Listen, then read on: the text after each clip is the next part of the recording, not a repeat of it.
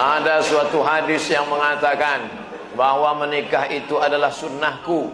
Barang siapa yang tak mengikut sunnahku maka dia bukan umatku. Bagaimana dengan Imam Syafi'i? Karena dalam buku autobiografi Imam Syafi'i mengatakan beliau tak nikah. Imam Syafi'i menikah. Dari mana Ustaz tahu Imam Syafi'i menikah? Bacalah biografinya. Yang tak menikah itu Imam Nawawi. Betul, ada imam dalam mazhab Syafi'i, Imam Nawawi. Imam Nawawi tak menikah. Imam Ibnu Taimiyah tak menikah. Sayyid Qutb penulis fi Zilalil Quran tak menikah. Syekh Abdul Fattah Abu Ghuddah menulis satu kitab judulnya Al-Ulama Al-Uzzat Alladzina Atharul Ilma Ala Zawaj. Biografi ulama-ulama yang tak menikah sampai mati karena lebih memilih ilmu daripada nikah. Kenapa Ibnu Taimiyah tak menikah? Kalau Ibnu Taimiyah menikah, istrinya itu pasti tetap tinggal karena dia lebih lama di penjara daripada di luar penjara. Sayyid Qutb digantung 1966, mati dalam keadaan ditulisnya tafsir itu di penjara. Maka mereka itu memikirkan mudaratnya lebih besar. Tapi kalian yang muda sekarang jangan kalian ikut ini. Zaman Imam Nawawi dulu dia tak menikah. Perempuan zaman itu biji matanya aja yang nampak. Godaan tak kuat. Zaman sekarang perempuan biji matanya tertutup, yang lain terbuka. Pak Ustadz, bagaimana menghindari was-was semasa sholat? Was-was pertama datang dari air percikan, air kencing najis. Maka di dalam hammam, restroom mesti memakai terompah kayu dululah. Sekarang yang buat terompah kayu lagi dipakai supaya apa? Sebab a'zamul waswasah, sebagian besar was-was itu datang daripada bilik, daripada mirhat, karena ada percikan air najis. Oleh sebab itu segala yang kecil dijaga. Selepas itu kita akan menghadap Allah Subhanahu wa taala, membaca a'udzubillahi minasyaitonir rajim, ta'awuz. Setelah itu membaca qul a'udzu birabbin nas, malikin nas, ilahin nas, min syarril waswasil khannas alladzi waswisu fi sudurin nas minal jinnati wan nas. Selepas itu menghadap Allah Subhanahu wa taala, shallu salatal muwaddi, anggaplah itu salat yang terakhir. Setelah itu serahkan kepada Allah. Datang macam-macam, la yukallifullahu nafsan illa wus'aha. Ustaz, apa yang menyebabkan solat seorang hamba tak diterima oleh Allah? Irji ila salatika fa innaka lam tusalli. Ulangi salatmu karena salatmu. Amin.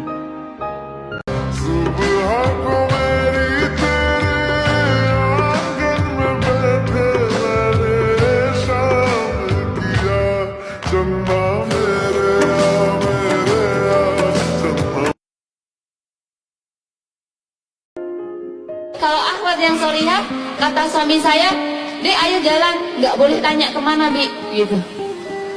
Ayo dek jalan, iya. Langsung ganti mandi, ganti baju, udah siap.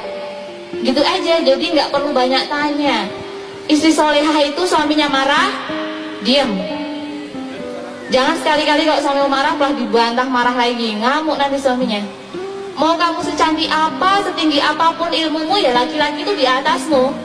Jadi kalau sama laki-laki, ya seperti itu tadi, tanazul, merendah, betul-betul merendah kalau sama suami. Mau suami kita tuh maaf ya, kita hafal Quran, suami nggak hafal.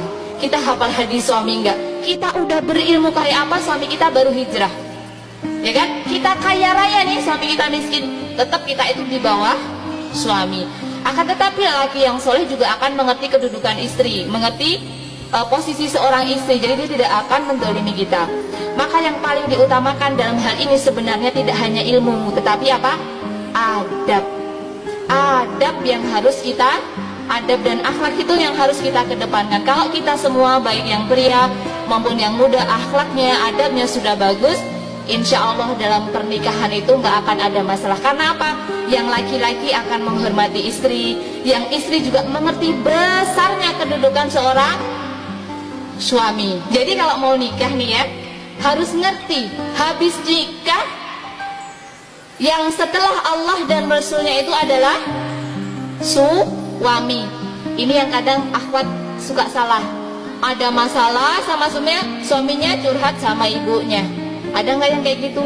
Ada. Saya selalu melarang, mewanti-wanti jangan kayak gitu. Kalau ada masalah sama suami, ya udah kamu koreksi diri aja, kita koreksi. Kalau memang suami salah, ya udah diem.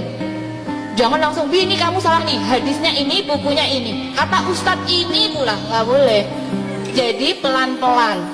Kalau sama suami itu berdoa aja, ya Allah, cabutlah keburukanku, keburukan suamiku, gantilah dengan kebaikan dan keberkahan. Terus pupuklah cinta kami, kasih sayang kami gitu. Nggak usah terlalu banyak ngomentarin seorang laki-laki ini bekal. Mulutnya dijaga mulai sekarang. Jangan terlalu banyak komentar sama yang namanya laki-laki, namanya suami. Karena laki-laki itu seapapun beliau tetap adalah kita di bawahnya. Dan jangan banyak ngeluh tentang suami kita terhadap siapapun. Curhatnya sama Allah aja. Bahkan hatta engkau tuh ditampar suamimu karena engkau salah misalnya. Seandainya, semoga Allah menjaga kalian dan gak pernah terjadi seperti itu. Seandainya itu terjadi, jangan langsung curhat ke orang tua.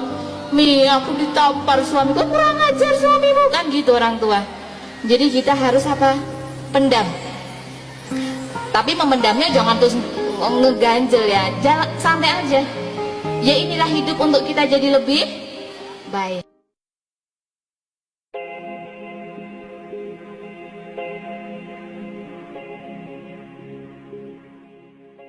Nggak ada ceritanya orang beramal kemudian tidak dapat balasan. Di dunia ini kita sering ngelihat pelaku-pelaku kezaliman yang lolos dari jeratan hukum. Padahal wong zalim itu. Ya, tapi dia tidak akan lolos dari jeratan balasan Allah Azza wa Jalla. Nggak bakalan, pasti dibalas. Mau besar mau kecil. Faman ya'mal mithqala dzarratin khairan yarah. Barang siapa yang beramal kebaikan sekecil semut. Zarrah itu semut yang lewat di tangan, kadang-kala nggak berasa. Dia akan mendapatkan balasan dari apa yang dia kerjakan. Jangan meremehkan perbuatan kebaikan. Walau antalqa akhak biwajhin talik, kata Nabi SAW, la tahqiranna minal ma'ruf syai'an. Walaupun amalanmu itu cuma tersenyum. Allah berfirman kepada orang-orang yang banyak dosa seperti kita, yang pernah berzina, yang pernah minum khamar, yang mungkin pernah membunuh, yang pernah makan riba, yang pernah melakukan dosa diam-diam, yang banyak dosa, yang kotor, hina, dina. Allah bilang, ya ibadi, hambaku, gitu. Lembutnya panggilan Allah kepada kita. Allah nggak manggil, wahai manusia, wahai pendosa, wahai orang yang hina. Enggak, Allah bilang, qul ya ibadiyalladzina asrafu ala anfusihim. Bilang kepada hamba-hambaku yang banyak dosa. Tapi Allah nggak bilang yang banyak dosa, yang melampaui batas terhadap dirinya. Lembut sekali bahasa Allah. Udah banyak dosa, Allah masih memanggil kita hamba. Bahkan ketika kita melakukan dosa, diam-diam di malam hari, tidak ada yang melihat kecuali Allah, kemudian cuma satu malaikat yang mencatat. Allah Subhanahu wa ta'ala berbisik kepada malaikat itu, jangan catat dulu, mungkin besok dia akan bertobat. Dan jangan kabarkan ini kepada malaikat yang lain. Allah kalau kita buat dosa diam-diam, Allah tutupi aib kita, nggak mau ngasih tahu kepada yang lain. Tapi begitu kita taubat, Allah langsung mengatakan, wahai para malaikat, lihat hambaku itu, dia bertaubat. Giliran kita beramal soleh, Allah umumkan. Giliran kita buat dosa, Allah diam aja. Malaikat mau catat, wahai malaikat tunggu dulu ya, besok dia mau bertobat mungkin. Dan Allah nggak akan manggil, hei malaikat semuanya lihat nih hambaku lagi berbuat dosa. Nggak, ditutup ya aib kita. Besok ditunggu sehari, oh malaikat, ya Allah nih udah besok nih, ntar dulu, ntar malam mungkin dia tobat. Allah membuka pintu tobat untuk dosa siang hari di malam hari. Allah buka pintu tobat di malam hari untuk dosa di siang hari, dan membuka pintu tobat di siang hari untuk orang yang berdosa di malam hari. Oh tunggu nanti malam dia mungkin bertobat. Udah malam, ya Allah dia udah tidur, mungkin ntar lagi dia bangun. Gak bangun juga, 24 jam Allah nunggu kita. Gak boleh catat dulu. Kata Allah, malaikat jangan catat dulu. Kenapa ya Allah? Siapa tahu nanti di akhir hayatnya dia balik kepadaku. Tunggu sama Allah.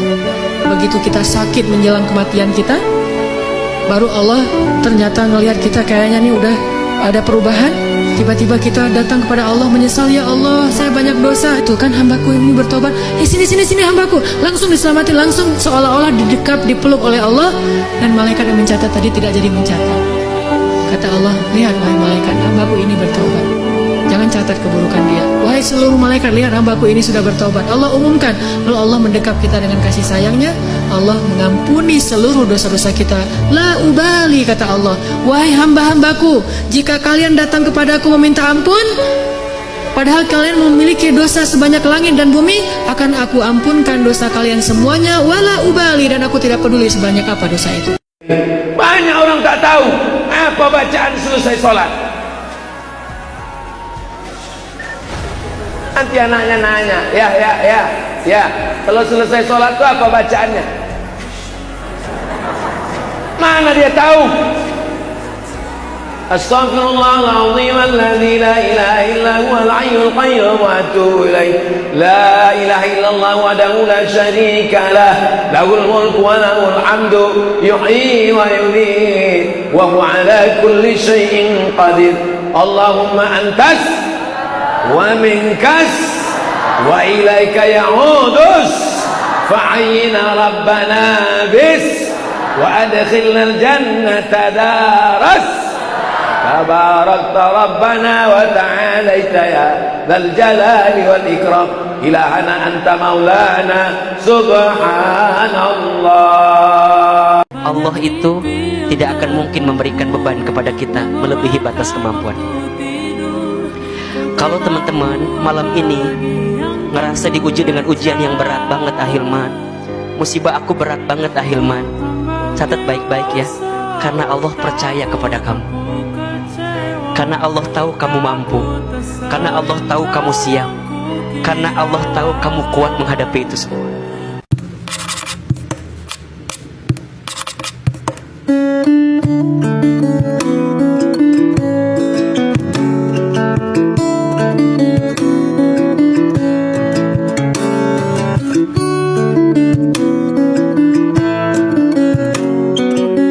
Bagi yang tak sempat bertobat di dunia, mabuk, saking mabuknya mati.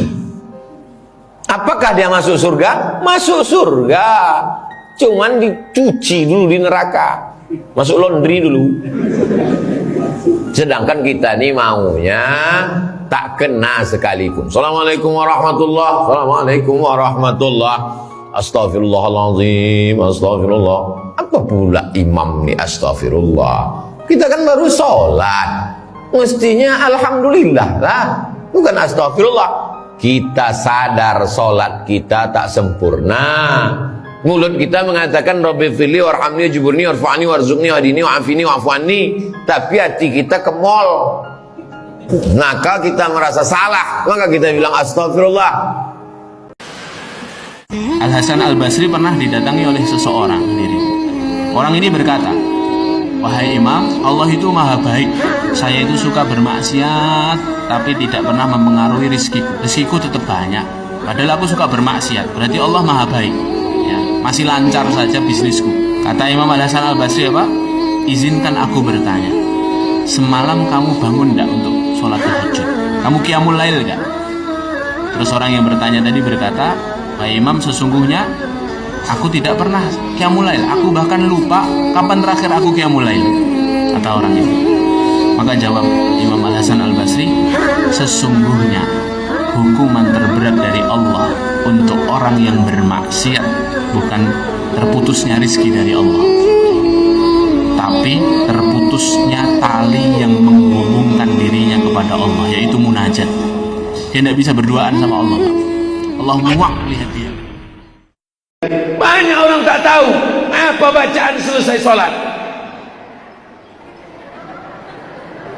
Nanti anaknya nanya, ya, kalau selesai sholat itu apa bacaannya? Mana dia tahu? Astaghfirullahaladzim alladzi la ilaha illa huwal hayyul qayyum wa atubu ilaih. La ilaha illallah wahdahu la syarika lah, lahul mulku wa lahul hamdu, yuhyi wa yumiit, wa huwa ala kulli syai'in qadir. Allahumma antas wa minkas wa ilaika ya'udus fa'ayyina rabbana bis wa adkhilna al-jannata daras tabarakta rabbana wa ta'alaita ya dzal jalali wal ikram ilahana anta maulana subhanallah. Gimana Nabi jadi orang yang paling menyenangkan? Itu sarirah, bukan sirah, bukan surah. Nabi menyenangkan bukan hanya karena beliau ganteng, itu udah pastilah. Tapi banyak orang ganteng tapi nyebelin ya. Ada orang dianya kencang di belakang. Ada cewek makin cantik makin bikin kita kayak nggak nyaman gitu. Kenapa nggak nyaman? Karena mungkin kecantikan dia itu jadi fitnah, kecantikan itu bikin dia jadi jutek atau apa. Ada orang secara fisiknya hampir bisa dibilang sempurna, dia fisiknya keren, tapi karena sarirahnya, mentalnya, perasaannya itu nggak humble sama orang lain, akhirnya kita juga nggak nyaman bareng dia. Makanya ada orang memilih pasangan walaupun yang tampak duluan itu fisik, tetapi kadang-kadang ada orang yang kayaknya pasangannya biasa banget, tapi dia kayak happy banget sama orang itu. Kenapa? Karena cocok secara karakter. Makanya ketika anak sukses, kata Al-Quran surah ke-46 ayat ke-15 ada isyarat di sana. Kalau Anda sukses, jangan menilai dulu kesuksesan itu adalah hak Anda, kewajiban Anda, atau atas jasa Anda. Barangkali Anda cuma 30%, 70%-nya ibu yang dulu pernah menangis di keheningan malam. Ya Allah, jadikan anak saya seorang insinyur, ya Allah. Ya Allah, jadikan anak saya, ya Allah, orang yang soleh.